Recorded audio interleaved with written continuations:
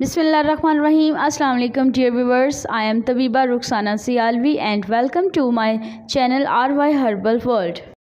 हिकमत इलाही तो ये है कि अल्लाह रब्बुल इज़्ज़त ने इंसान को उसके भले के लिए इर्द गिर्द के माहौल से ही बहुत सी बीमारियों और परेशानियों से निजात के बहुत से ज़रिए बता दिए।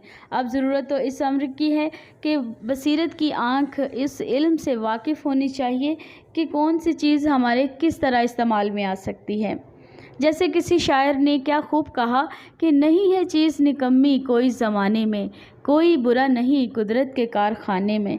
तो मैं बात करना चाहूँगी नीम के दरख्त के बारे में। तो व्यूअर्स, नीम को कड़वा समझते हुए इसका इस्तेमाल कदरे मुश्किल मालूम होता है, लेकिन इसके फ़ायदे किसी भी तरह मीठे फल से कम नहीं।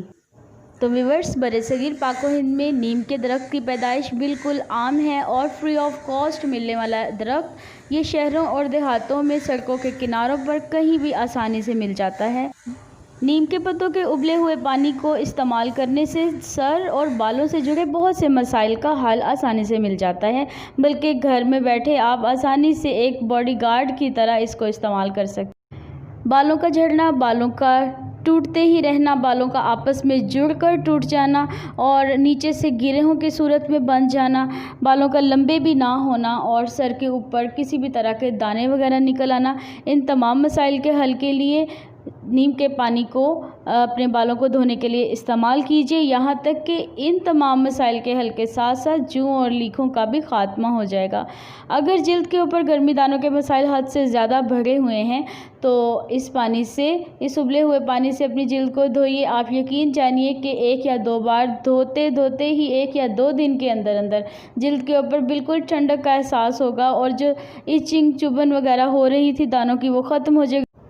रंगत निखारने और चेहरे की शादाबी के लिए नीम के पत्तों का ताज़ा पेस्ट बनाकर भी इस्तेमाल कर सकते हैं और नीम के पत्तों को खुश्क करके बॉटल में डाल के रख सकते हैं और अपने अच्छे फेस वॉश में उसको ऐड करके 1 या आधा चम्मच जितना भी आप इस्तेमाल करना चाहें तो चेहरे और हाथों को स्क्रबिंग करने के लिए इस्तेमाल कीजिए। बेहतरीन मसाजर का काम देगा। तो पाँव को स्क्रब करने के लिए भी यही स्क्रब यूज़ कीजिए, इससे पाँव की भी बिल्कुल अच्छे से शाइनिंग आ जाएगी।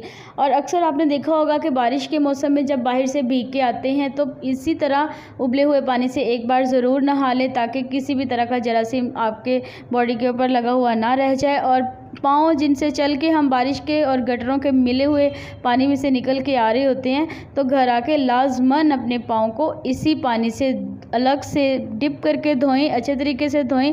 और जो जूता या आपने जॉगर तक भी पहने होंगे उनको धोने के बाद एक बार इसी उबले हुए पानी में से लाजमी फाइनली धोकर आपने खुश्क करना है और ताकि किसी भी तरह से जरासीम का शायबा तक ना रहे। तो व्यूअर्स, जिस तरह इंसान इससे फ़ायदा उठाते हैं इसी तरह नबातात के लिए भी ये इंतहाई मौसर तरीन कुदरती खाद के तौर पर इस्तेमाल किया जाने वाला पौधा है। इसके पत्तों और टहनियों को बारीक पीसकर खाद के अंदर मिक्स करके जब पौधों की काश्तकारी के दौरान खाद का इस्तेमाल किया जाता है तो इसकी नीम मिली जो खाद है वो उन पौधों के लिए इंतहाई मौसर साबित होती है। ना तो फल को कीड़ा लगता है और ना ही पत्ते को, ना टहनी को और ना ही जड़ को, इंतहाई मुफीद साबित होती है। किसी भी हादसे की सूरत में जिस्म पर ज़ख़म आ जाए या फिर कट लग जाए तो क्या करना है, नीम के पत्तों के पानी से ही उसे धोना है ताकि ज़ख़म अच्छे तरीके से खुश्क भी होने लगे और उसके अंदर किसी तरह भी फंगल इन्फेक्शन या जरासीम वगैरह फैलने का मसला न बने। जिल्द के ऊपर गर्मी दानों ने तंग किया हो या फिर चिकन पॉक्स निकले हों या फिर मोटे मोटे पीप वाले फोड़े फिंसियाँ तक ही क्यों ना निकले हों, इसी नीम के पानी से अपनी जिल्द को धोते रहिए। तमाम तर मसाइल इसी से हल हो जाएंगे। नीम के उबले हुए पानी को शावर में डालकर घर की दीवारों, छतों पर इसका छिड़काव करें ताकि मूज़ी हशरात और मूज़ी जानवर घर के अंदर बिल्कुल भी दाखिल ना हो और दीवारों के साथ चिपके हुए भी नज़र ना आएँ। और समझदार अफराद तो अपने घर की खिड़कियां और दरवाजे बनवाने के लिए नीम की लकड़ी का इस्तेमाल करते हैं ताकि मेंटली तौर पर सेटिस्फाइड हो सके कि अब हमारे घर में ना तो मूज़ी जानवर और हशरात आ सकते हैं और ना ही मूज़ी बीमारियां हमलावर हो सकती हैं। बदलते मौसम के साथ जब गर्मियों और सर्दियों में कपड़े संभालने की बारी आती है तो एक दफ़ा कपड़ों को वॉशिंग पाउडर से अच्छी तरह धोने के बाद नीम के उबले हुए पानी से उसको नितार कर अच्छे से निचोड़ कर हवा में खुश्क होने के लिए फैला दें। आप यकीन जानिए कि 6 महीने तक कपड़े को बिल्कुल टिड्डी और कीड़ा नहीं लगने वाला। और जब अलमारियों में रखें तो वहाँ पर साइड पे एक एक टहनी नीम के पत्तों की ज़रूर लगा दें। उससे जो फ़ायदा है वो सोने पर सुहागे की तरह काम करेगा। व्यूअर्स, आपने अक्सर देखा होगा कि लड़कियां जब नाक या कान में छेद करवाती हैं तो उसमें पस बन जाती है। अब इस पस को ख़त्म करना इंतहाई आसान और सस्ता तरीन इसका हल है।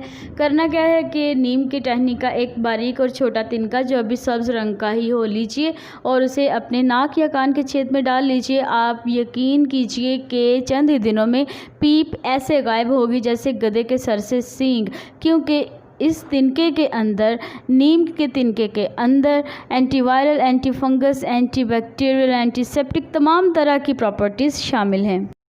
तो व्यूअर्स, सफ़ेद बालों को काले बालों में बदलने के लिए जो नुस्खा मैं आपको बताने वाली हूँ, उससे पहले आपने क्या करना है कि बहुत सारा प्यार दिखाते हुए मेरे चैनल को सब्सक्राइब कर देना है और मेरी वीडियो को लाइक ज़रूर करना है और एंड तक देखिए और फिर इसको शेयर भी कर दीजिएगा, ठीक है। और एक और बात, नोटिफिकेशन के लिए बेल आइकन प्रेस करना आपका काम है। चल तो व्यूअर्स, अब ऐसा करते हैं कि अपने अपने सफ़ेद बालों को काले बालों में बदल लेते हैं। अब तरीकाकार क्या है कि नीम के पत्तों का पाउडर करना है और आपको पता है कि खुश्क करके ही पाउडर करना है, ठीक है।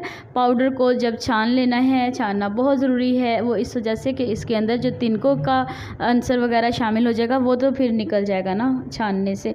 अब हस्बे ज़रूरत इसमें शहद मिलाएं और इसकी ना खुद ही गोलियाँ बना लें, यानी कि इसकी गोल गोल गोलियाँ बनानी है खाने वाली, ठीक है।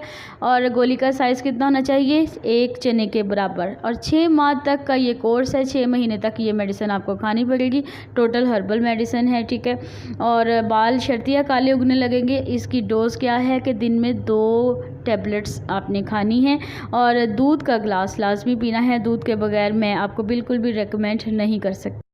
साथ एक और छोटी सी शर्त ये भी है कि जो डिफरेंट किस्म की डाइज लगाते हैं जिसमें मुख्तलिफ़ तरह के अननेचुरल इंग्रेडिएंट्स होते हैं, तो वो बिल्कुल ना लगाइएगा और काइंडली अपने आप को टेंशन से दूर कीजिए, टेंशन फ्री कीजिए। टेंशन्स तो सबके साथ हैं, कुछ हमारे साथ भी हैं, लेकिन कोशिश कीजिए कि टेंशन से दूर रहा करें ताकि तमाम दीगर मसाइल के साथ भी हम आसानी से निपट सकें। अच्छा जी, अब वीडियो काफ़ी लंबी हो चुकी है। बहुत शुक्रिया कि आपने एंड तक देखी है और इन बातों पर अमल भी ज़रूर कीजिएगा। कमेंट्स बॉक्स में अपने कमेंट्स का इजहार ज़रूर कीजिएगा। आपकी दुआओं की तालिब, ठीक है जी। कल तक के लिए अल्लाह हाफिज़।